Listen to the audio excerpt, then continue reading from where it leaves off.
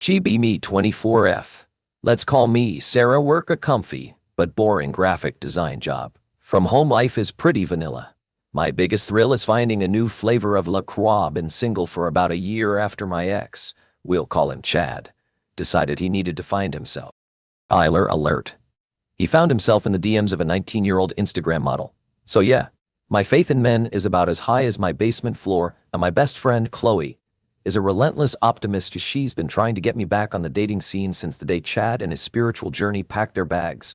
Come on, Sarah, not all guys are talking Axe body spray commercials. You'll easy for her to say. She's been with her boyfriend since college and they're disgustingly cute together finally. After weeks of her pestering, I agree to make a profile on one of those dating apps.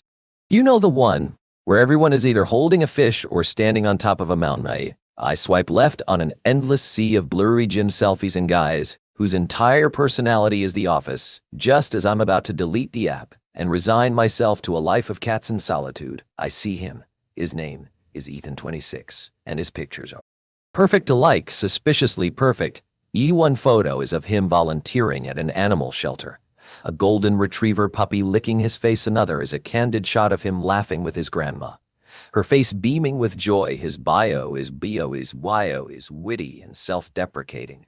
Mentions he's a doctor, loves to cook, and is looking for a meaningful connection. Chloe is practically vibrating with excitement when I show her his profile. Oh my God, Sarah, he's a unicorn. You have to message him. I'm skeptical. This guy has to be a catfish or a serial killer or both, but against my better judgment, I swipe right, match. Gee, my heart does a little flutter, which I immediately tell to shut up, and he messages me first to, hey Sarah, I'm Ethan. Your profile says you're a graphic designer. I'm guessing you're the reason my computer's fonts are always so much cooler than mine. It's a cheesy line, but it's cute. We start talking, and it's easy. The conversation flows effortlessly. We have the same sense of humor. We like the same weird indie bands. He's smart, funny, and seems genuinely interested in getting to know me. After a week of nonstop texting and a few long phone calls, he asks me out on a date. She plans the whole thing, a picnic in the park with a bottle of my favorite wine, which he remembered from a passing comment I made days ago. I'm still bracing for the other shoe to drop at me. Maybe he's secretly a flat earther, or he chews with his mouth open, but the date is perfect. He's even more handsome in person, with kind eyes and a smile that could melt glaciers. He brought homemade sandwiches and a thermos of iced tea. We talk for hours, about everything and nothing. He asks me about my passion for art, and actually listens when I start rambling about color theory. At the end of the night, he walks me to my door and gives me a gentle, perfect kiss. I had a really amazing time, Sarah, he says. And I can tell he means it. Float up to my apartment and immediately call Chloe. Up to my apartment and immediately call Chloe. He's perfect, I whisper, still in a daze. I told you, she squeals, and so it begins. The next few weeks are a blur of perfect dates. He takes me to a jazz club, to a drive-in movie, to a pottery class where we make lopsided mugs and laugh until our sides hurt. Everything I ever thought I wanted in a guy. He's thoughtful, he's romantic, he's incredibly supportive of my work. He's even a great cook. One night, he makes me a 5-course Italian dinner from scratch, complete with handmade pasta and a tiramisu that I'm pretty sure was blessed by an angel. My friends love him, my mom loves him, even my perpetually grumpy cat seems to tolerate him. Odd and falling. And for the first time in a long time, I'm genuinely happy. But then, little things start to happen, tiny, almost unnoticeable things that make a little alarm bell go off in the back of my mind. It starts with my phone. I'm showing him a funny video on Instagram, and he casually takes my phone to get a better look. I think nothing of it, until I see him swipe up and start scrolling through my notifications. Just curious, he says with a smile. But his eyes are a little too focused, so I brush it off as a weird quirk as to why I brush it off. Then there's the way he talks about my friends. If I mention a night out with Chloe, he'll say something like, "Are you sure you want to go? You always seem so tired after you hang out with her." If a male friend from college texts me, Ethan will casually ask, "Who's that?" With a playful smirk that doesn't quite reach his eyes, I tell myself I'm being paranoid, that he's just protective and cares about me. But the feeling of unease starts to grow one evening. I'm getting ready for a girls' night with Chloe and some other friends. I'm putting on a new dress, a little more form-fitting than what I usually wear. Ethan walks in and his smile falters for a second.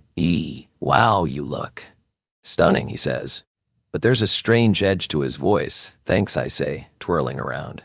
Do you think it's too much? No, not at all, he says, stepping closer and wrapping his arms around my waist. I don't want other guys to get the wrong idea. Well, I pull away slightly. What do you mean, the wrong idea? You know, he says, his grip tightening just a little. You just look so available. The word hangs in the air, ugly and heavy. I feel a chill run down my spine. I end up changing into a more conservative outfit, telling myself it's because I didn't want to be cold.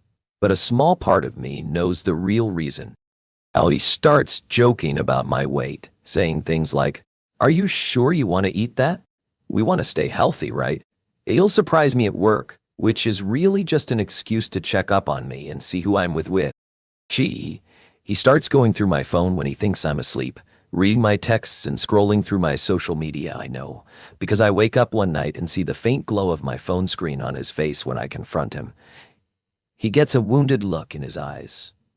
I'm sorry, Sarah, he says, his voice thick with emotion.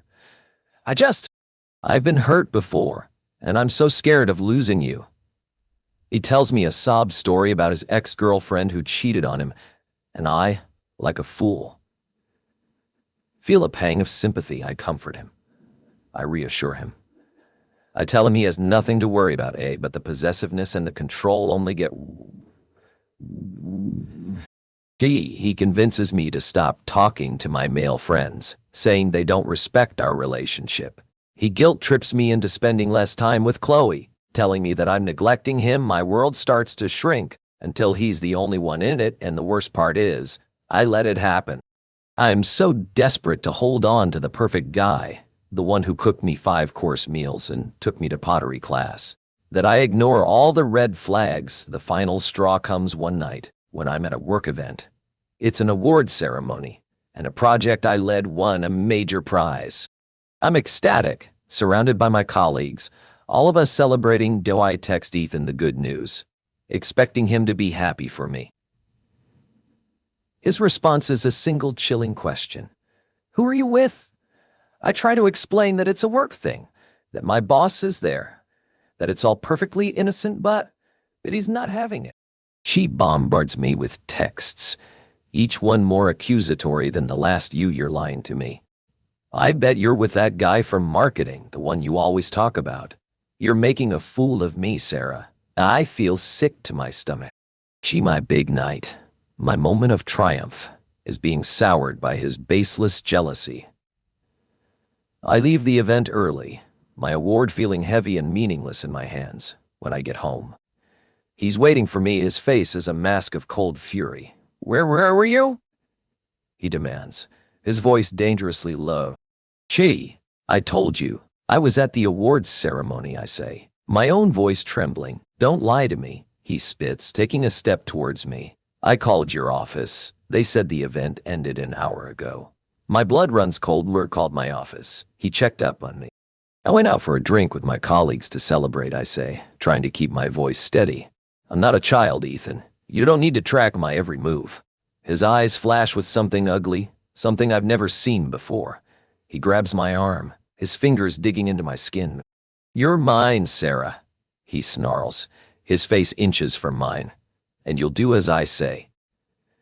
In that moment, the illusion shatters. The perfect guy is gone. Replaced by a monster, I finally see him for who he really is. A manipulative, controlling, and deeply insecure man. I pull my arm away, a surge of adrenaline giving me strength to get out. I whisper, my voice shaking with a mixture of fear and rage. He looks at me, his expression a mixture of shock and anger. What did you say? I said, get out of my apartment. I say, my voice growing stronger. We're done. She tries to argue, to gaslight me. to make me feel like I'm the one who's overreacting, but I'm done listening to his lies. I grab his things and throw them into the hallway. Get out, Ethan, before I call the police. Finally seems to get through to him. She gives me one last venomous look before storming out, slamming the door behind him. I collapse onto the floor. The sobs I've been holding back, finally erupting. I cry for the woman I was before I met him, the one who was happy and confident and free. I cry for the time I wasted on a man who only love me. It takes a long time to heal. I have to block his number, his social media, everything. He tries to contact me for weeks, sending me long, rambling emails full of empty promises and veiled threats. Chloe is my rock through it all. She listens to me cry. She brings me ice cream. She reminds me that I'm strong and that I deserve better. Slowly, I start to piece myself back together. I rediscover my love for my work. I reconnect with my friends. I start to feel like myself again. I realize that there's no such thing as a perfect guy. Everyone has flaws. Everyone has baggage, but there's a difference between being imperfect and being a monster. I learned that lesson the hard way. If you're out there and you think you found the perfect person, take a closer look, peel back the layers, and make sure that what's underneath isn't a nightmare waiting to happen. Because I promise you, a life of solitude and cats is 1,000 times better than a life with a monster.